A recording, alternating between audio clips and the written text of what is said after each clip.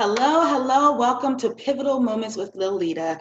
As you know, we have amazing people joining the conversation, talking all about how to make pivots successfully. So I am excited about another amazing guest that we're going to have joining our conversation today. And without further delay, let me introduce and welcome Mark Wiggins to our conversation. Mark, why don't you go ahead and tell us a little bit about yourself?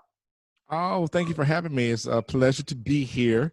I am Mark Wiggins. I am also known as the Speaker Man, if you really know me. I grew up in Cleveland, Ohio, by way of Alabama, played basketball, moved to the DC area in '93, been here ever since. I do a lot of work in speaker training and development right now currently. I do have a couple other businesses I'm involved with. I do used to have a business. That's probably where we get to the moment about the whole pivot situation, how that happened. It's a tragic story. Matter of fact, it developed a couple of books and some speeches. Hey, you know what? You got to work with what you got. I do a lot of work in the community. I am a proud life member of Kappa Alpha Psi Fraternity Incorporated here in the Dulles-Leesburg, Virginia area. Been a member of Kappa for over 30 years. So we'll do a lot of work in community, and I work a lot with youth and sports and basketball specifically. And that's pretty much me in a nutshell.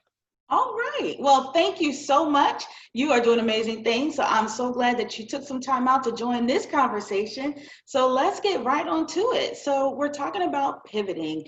And, it's been something that's on everybody's mind, especially this year. Everyone Yes. has been making pivots professionally, personally. And what I found is that so many people were having a challenge trying to figure out how to make these changes. How do I, maneuver and all of that. And what I really want from these conversations is to show people that, you know what, we've been making pivots all our life. So it's really just using the same skills. So with Mm-hmm. that in mind, why don't you share a time in your life when you have had to make a pivot? Okay. First of all, I want to dive on the word and the thought of pivoting. I've been doing it a little bit this myself, discussing it with people. Yeah. And I want to roll back right quick to basketball, what I Yes. know. Basketball. So everybody talks about the pivot. Well, we all know the pivot foot is the foot that doesn't move after you pick up your dribble. Yes. Well, if you think about that whole pivot thing, a couple of things are supposed to happen. Number one, I can only go in a certain direction. I can go 360 in a direction. But if we go a little bit further in what happens when you pivot, things move. When you move, the defense moves. When you adjust, the defense adjusts. It also opens lanes, opens passes, changes views of what you thought you saw originally. Now, if you turn your back on the pivot, you're done because everybody's going to close. You can't see anywhere where you're going. So usually only pivot about maybe 90 to 180 degrees to do that. But the whole thought of is movement away from where you were to open up a lane for something that you didn't see was there. And Mm. hopefully something else happens that you can then go make the next play. That's my thought and view of pivot. So Yeah. what happened was back in 90, I don't know, whatever 9/11 happened. Okay. Me at the time, I was the owner of a franchise called Cookies by Design here in the DC area. Me and the then wife at that time owned two franchises, and I was known as the Cookie Man before I became the Speaker Man. And in the cookie business, which I had no background in baking, I'm not a chef. I didn't do anything. I learned. I actually went to cookie college Wow. and got certified in this franchise on how to make cookie dough and it was cookie bouquets. You may have seen them. Cookies by Design was the name of the franchise. And so we were in that thing and we were doing it here in the DC area. We had top 10 in the franchise, delivering cookies all up and down the avenue to the hill to whoever needed gifts. It was a great gift giving industry until 9/11 hit. And right before that, the whole anthrax thing and whatnot. So these were gifts and surprises. So people stopped taking the gifts because they weren't expecting a box. It could be anthrax. So we couldn't get up on, used to be able to, now we go back in time, you could walk up in the Senate and walk all the way to your congressman's office to the Yeah. reception. Man, when they shut that thing down, it killed, you know what I'm saying? It Yeah. affected us in a way that we didn't know how to adjust. There are a lot of lessons in there. I speak about that, not being prepared for such a move or a next move. We were young. I was in my mid 20s at the time and didn't have an idea what to do. So Yeah. anyway, we go away, come back, and the landlord didn't want to renew the lease. Then 9/11 hit. And that's when my financial 9/11 crumbled. After 9/11, it was a wrap. I was like, oh my God, I'm stuck here with this franchise and had to let people go and I had to begin to rebuild. Yeah. And fortunately, in that moment, I had started to speak. I started speaking on topic and going out and talk to schools and whatever about life adjustments and goal setting and entrepreneurship and those things. I started really, really early in the game of speaking, but it wasn't until after that was over that I began to kind of pivot and shift a little bit more, began changing the view. I was already doing it, I already kind of speaking, but I was going more speaking and talking and training and helping people, but I had to go work on skills and whatnot. So that became the thing. The real pivot happened when I got the jobs. I had to go get, worked all kinds of jobs. You do what you got to do just to survive. Yeah. But I never really let go of the whole speaking thing. So then I get into an executive director position of a nonprofit organization. And I began to now have to really pivot from what I used to do, which is making cookies and being an entrepreneur, to now being this executive trying to run an organization, a retail organization, right? Different things that we did. But fortunately, I had background on all those. It was such a challenge to have to go and revamp what I had had to do before to now leading a different organization, different people, different cultures and whatnot.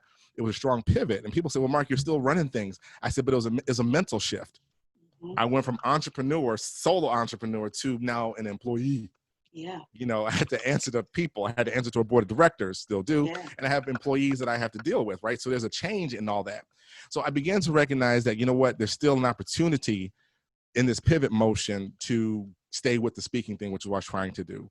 So I began to learn how to become an effective leader, how to get into leadership, how to deal with people. Customer service was still customer service because I had to deal with it. I actually learned it making cookies, really learned it in making cookies. And so the whole pivot shift came from leaving the cookie situation to spinning around, becoming an executive, and then to move on to become a speaker, trainer, coach. All these things happen inside of, I don't know, it seems like 100 years, but it was one of those moments where you say, what skill sets do I have that I can use in this adjustment? And let me give you a current example. So one of the things that happened during 9/11 COVID is that people were desperately looking for hand sanitizers, right? And masks. Yeah. I find the best pivot around were that the distilleries stopped making whiskey and liquor and started making hand sanitizers, because by this minus 2 or 3 products, it was the same doggone thing. Yeah, yeah. It was absolutely, I said, this is amazing. And so I did the interview on my Facebook page, and I was in a spot. What happened? He said, we already had the chemist, we already had the bottling plant procedures, we just needed approval and some new bottles, and boom, within 20 days, he was in business making sanitizers and had lines down the block. Wow. At a time where you had to adjust. So when we talk about the pivot, we're talking about being flexible. And I think that was one of those areas where you have to become adjusting to what you're trying to do, to go and do more with what you have currently. Yeah. Pivot doesn't require necessarily acquiring new sets of skills. You probably already maintained something. Rand, I know about you and your series, but a lot of people used to do something. Yes. Yeah. And they went back and got that thing, and now they bring it, and now is the thing. That's it. That's it. That is exactly it. Yeah. Wow. That's amazing. And I mean, I can completely appreciate what you're saying about having to make those pivots, and like you said, the mental pivot. Sometimes that's the hardest of all. But it takes us to kind of the next point. So in doing my digging about this and recognizing the word pivotal moment, which I've used that all the time, it was a pivotal moment, but I never really connected that with the actual word pivot, and recognizing that the whole reason why it's a pivotal moment is because it centers around this central thing, just like with a pivot point, it centers around this one thing that's of importance that causes this shift to take place, that causes this turn. So with that in mind, what did you discover was central or important to you in making the pivot that you spoke of, or in having to make pivots in life? What did you kind of discover was that central thing of importance that could not change, and you had to make the shifts around that? Wow. What I figured what could not change was the internal focus and goal that I originally had for what I want to do. Yeah. That could not change. Now, it may have been dormant. It may have been put on the shelf somewhere. It was something I left a long time ago and life stepped in. But I never let go of that. I think if you pivot, because like you talk about being standard to stage something, and you're spinning around, you're doing all these other things, but at your core, you're this. This is who you are. And the pivotal moment you recognize, I think this is a great opportunity for me to go be me. Yeah. Or attempt to try some of me while I'm waiting for this to change out and see how that goes. Yeah. Again, how many people we have to list, dusted off sewing machines, pulled out heat transfer machines from 15 years ago. Yeah. You know what I'm saying? They got cooking channels now. They out there doing the yard, and they feel like, oh, I've always loved doing this. I was like, well, why didn't you? Why didn't you? Because the shift was somewhere else. But now I have this moment, and I can't change it. That's the thing. I'm not going to change it, so I'm going to have to change me. Yeah. If I need to change me inside this moment, that gives me the pivot to go the other direction. Because if you put it back to basketball, the defender is in front of me. I have picked up my dribble. I cannot go any further that way, but I need to advance this ball. Yes. So therefore, I'm now going to look and turn and twist to find another way around this, because I have created a situation, my anchor, and picked up my dribble. I can't go anywhere without a violation. So that's kind of the thing. So I think when you run to the pivot moment, you have it. It's just that you've kind of moved away from it. Yeah. I love it. Now let's shift a bit and talk about adjustments, because again, going back to the basketball scenario, one of the things, and I love sports. My favorite is football, and again, doing this, I've really kind of dug into basketball with these pivots. And what I recognize is that as important as that particular move is, how you really get the win is from multiple moves, right? From dribbling to making a shot and everything else that goes into it. So with adjustment, and I read this because I find this to be very interesting, that it's a little bit different wording how adjustment is defined. It says, adjustment is defined as the process of adapting or becoming used to a new situation. So even though there's some adjustment needed in making a pivot, when you talk about just adjustment by itself, can you share a time where you've had to make an adjustment that was different from pivoting? How did you do that? Girl, have you been in my life for the last 2 years? Right. How much time do we have? You said 15 minutes. I need about at least 17 to get this story out. No, I think my current job situation where I work, my bills and dreams funding situation, which I call it, and being this executive director in an organization where the culture doesn't necessarily allow for too much free thought. And having to adjust what we do, what my main mission for my organization is versus the wants and needs of others. And I think probably some of the toughest lessons I've had to learn as far as who I am as a person has come in the last couple of years, and just being transparent. When you have a set goal, remember, I've been an entrepreneur. If I'm going to do this, I am going to go get this done. When I was even, playing and speaking, if I'm going to do this, I'm going to speak about this. That gets to a situation where I've got to now get in the line of, bureaucracy to make sure something happens. And all of a sudden you have to start questioning and really reassessing what's important and what's not. What's going to take you away from your core values, and what are you really fighting for? And so in these moments where I had to adjust my thinking to the bigger picture, to go, okay, and then here's the catch, and not to feel like I'm losing anything. I think we get involved with, if I give this up, I done lost my position, they think I'm weak, black man, this and the third, and that's not the case. That's what you have done to yourself. Yeah. Those are your internal struggles. This has nothing to do with it. Now, we ain't gonna add on what other issues may be at play. But the real adjustments and the real players recognize the ultimate end goal is still the end goal. And if I can get there and I got to adjust a little bit over here, or give a little, take a little, what's in it for me? Okay, you won this one. I'm going to have to take that one a little bit. But if it ultimately gets me to where I want to go, then I need to be okay doing those things. That's true gamesmanship. That's true strategy play. That's true working adjustments. You know what I'm saying? And I had to really, and I'm, again, being honest, it was a hard knock lesson. Because what I was dealing with, it wasn't important, especially when you measure up what I'm going against now, the possibility of closing a business with some things out of my control. So now, once again, we have an object we can't get around, but we have to now adjust, because we got to stay open and do whatever we got to do to make it happen. The flexibility one needs to adjust can ultimately help you be successful and help you improve your pivot. If you adjust. Love it. You dropping some gems. We're gonna have to continue the conversation offline. Absolutely. Sure. We can look, you come on my podcast and we'll continue the conversation. There we go. That's what we need to do. Absolutely. Yeah. I feel like you have something to say. I think you got something else to say. I want to hear it. I love it. Well, as we come to the final portion of this discussion, what I would love for you to do, what I ask everyone to do, is leave some final words of wisdom, inspirational quote, motivation, whatever you want to do, speaking directly to the viewers. What do you want to leave with them directly from you? Directly from me. This is me talking to you right now, talking to you. Listen, I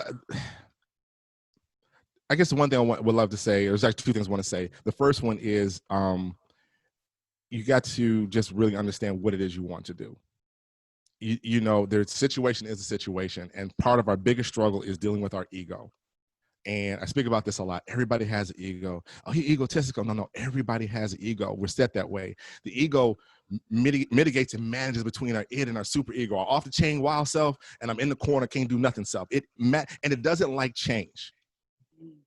That's what you're fighting. You're fighting your ego. So if you can learn to manage your ego a little bit better and allow change to go, you can make your pivots and go do what you want to do. Because sometimes it's going to cause for justice. Like me, get your ego out the way and recognize what's the bigger picture for your organization and how can you facilitate that, not fight a fight that you're probably going to lose and it really isn't worth fighting, right? The second point is really just remember what your why is. What did you start this journey for? Where did you want to go? Remind yourself of that why. I've told the story before. Long story short, I had a whole knee replacement about 2 years ago, and I spent a lot of time on the couch watching, reality TV like everybody else does. But I was on the Discovery Channel, so I'm watching the real stuff. And I talked about, love watching Gold Rush. And they're talking about finding gold. And what the bottom of the story was is that they would just go and get some dirt and sift the dirt. They didn't always find gold, but they found traces of other minerals. And if you know anything about minerals and stuff, minerals run together. So if the certain minerals were there, gold is there. You just didn't see it at that time, so you would then go dig in that spot. But you had to sift through the mud and sift through the other mess out the way to get back to the core issue. So whatever you're dealing with that's blocking you, that's now in front of you, that you need to pivot and or adjust, shift it all out the way and get back to what it is and go find your goal, find your nugget, and move on forward with what you want to get done in life. My thoughts. Whew, wow, that is some good stuff. That is awesome. Well, Mark, I completely appreciate you joining the conversation. I know I've picked up some golden nuggets and I'm sure the viewers will too. And I will definitely make sure to have all your information so they can find you and what you're doing and continue to follow you. But thank you so much for joining the conversation. Thank you for having the conversation, because this is a good time for that as people are reassessing what's really important to them. I mean, you got executives who ain't never been home for dinner. Right. They're home every night and walking with the family. Lives are being changed. So the ultimate goal that God put on this situation is going to be achieved, which is, him getting glory. But there's been some changes and some fundamentals at home. And as we see with, the movement, the Black Lives Matter movement and race, all of that is out of this pivot. This pivot. So Good stuff. Well, that is our time. And once again, viewers, thank you for joining the conversation of Pivotal Moments with Liletta. As always, it's so wonderful to just be able to hear conversations from so many people, especially like Mark, who joined us today. So be sure to stay tuned in for another episode of Pivotal Moments with Liletta. Oh, I got one more thing to say. Before you hang out. Yep. Go ahead. Hey, if you can reach your dreams with a step ladder, then they're probably too low. That's all. And we'll sign off on that note. Take care.